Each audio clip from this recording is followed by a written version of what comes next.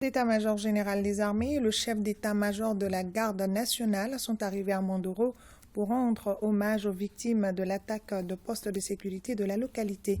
Commentaire Omar Maïga, Suleiman Tepsougué avec le concours de la DIRPA.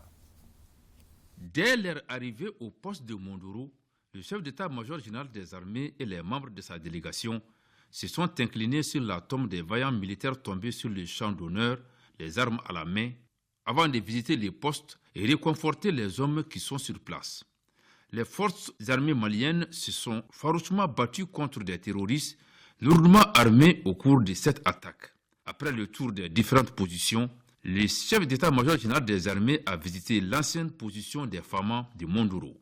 Au cours des échanges, le général a salué la bravoure de ces populations qui, malgré la menace des terroristes, ont décidé de soutenir les Famas.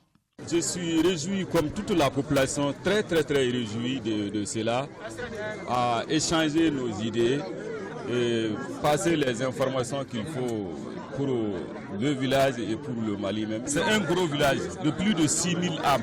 C'est un village agro-pastoral et éleveur. Depuis 3 ans, nous ne cultivons pas. On peut imaginer ce qui manque.